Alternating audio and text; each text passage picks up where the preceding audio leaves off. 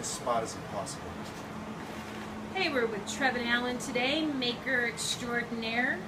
And Trevett has got a project going he's going to tell us a bit about. Okay, so I had a teardrop trailer made of rounded wood, had a kitchen in the back, and basically a mattress on wheels. But the family needed more than that. So we took all the decking, all the wood off of it, down to this interior square. Now this interior square is not enough for 3 people, especially with a 7-year-old. Especially since my wife's main request was to have a bathroom.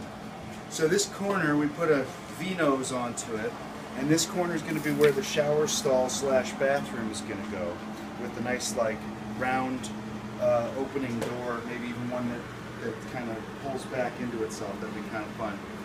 So this will be the bathroom area, and then we'll have the Murphy bed slide up onto the wall, slides down as a couch, slides out for a bed. But that required moving the beams to the farthest edges and at least getting to the wheelbase. So this will go from 5 feet to 6.5 feet. And this is 30 inches from here to here. I'm not really sure how many square feet that is because I'd have to divide by 2, and at this time of the day that's too much math. But then we're going to add, and I have to do the math, it's 2.2 with the new measurement from the front. So probably about 11 to 12 feet total length. So we'll be adding at least a foot and maybe about 20 inches or so as my guess. So it'll come to about here, giving us a very sturdy and much larger trailer. So it's not a $2,000 used 6x12. This is a 6.5 by 11-ish and change, but it's solid steel, and I know every little bit of it and every weld is good, or at least as good as my welding. The weak point was going to be the axle, and these are basically just glorified carriage bolts. So I got some nice galvanized 1/2-inch U-bolts and a nice big steel plate that I'm going to have to find a better drill bit and drill the holes myself, replace that the axle carriage, and then get some. I bought some better wheels that I'll have to put on that'll get us over 2,000 pounds capacity, and we're golden for Atlanta. So what has your process been so far? What have you done? Step by step, can you walk us through? Sure. So it was a wooden teardrop trailer. Bless you. Thank you. You ripped the wood off. Ripped the wood off. Getting the deck off with the screws rusted was tough. They were rusted into the actual frame, but we got those out. I got those out with lock grip pliers. And then I went to Alro Metals and got a whole bunch of this 3/16 2x3, really nice steel. And this is not an endorsed video, obviously. No, right, but they took care of me. Cool. And I was just going to add a couple inches along the sides, but then I started talking to George, and he said, well, why don't you go all the way to the edge of the wheel well? And we figured out how to do that, and I went back and bought 2 pieces of steel because I needed that extra bit to make the frame come out. So instead of 3 inches, he's making a, what do you call it, the thing that stands automatically? Segway. He's making a Segway. That's George is your other maker friend. Yeah. But also, Mark has consulted some on this. These are residents of Sunward Co-housing Community in Ann Arbor, where we currently live and have a lot of friends and are super sad to leave. And we're going to go make a bunch of friends we haven't met yet in Atlanta.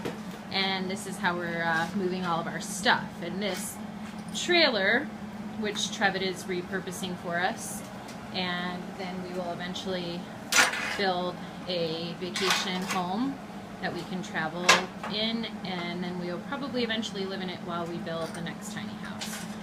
Correct? Yep. So what are you doing here?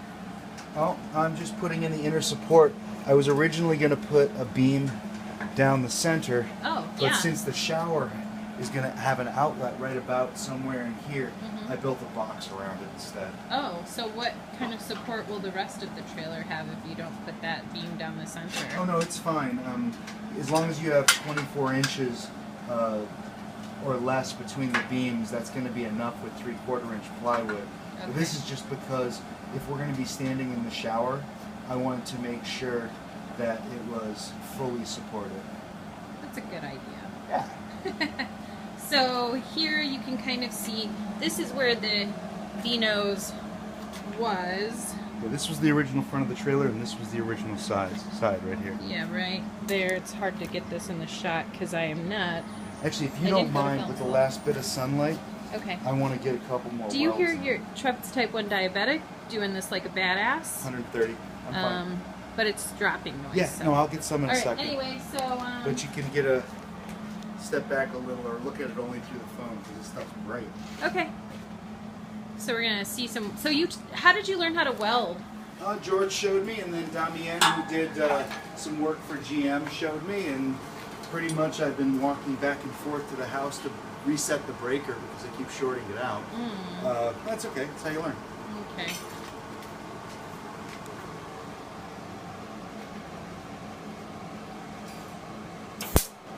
Good God.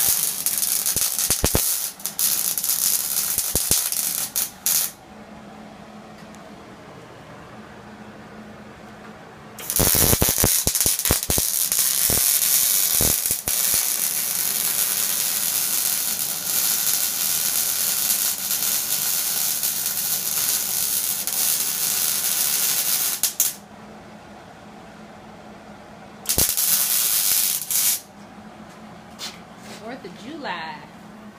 Well, there's some stickers there, Oh. and Now they're part of the metal. now they're just stinky.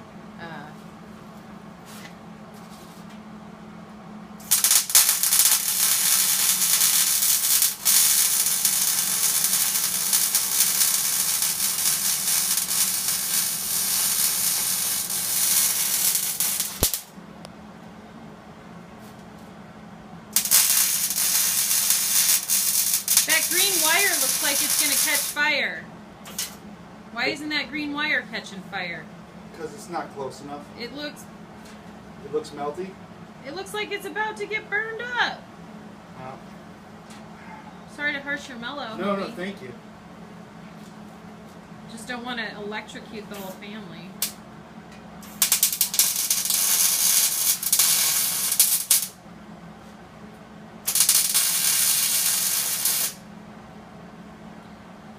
Alright, so there you have it. Trevett Allen maker making a trailer This bed. thing's like a hot glue gun. It's awesome. Okay. And we'll check back with more updates. Peace.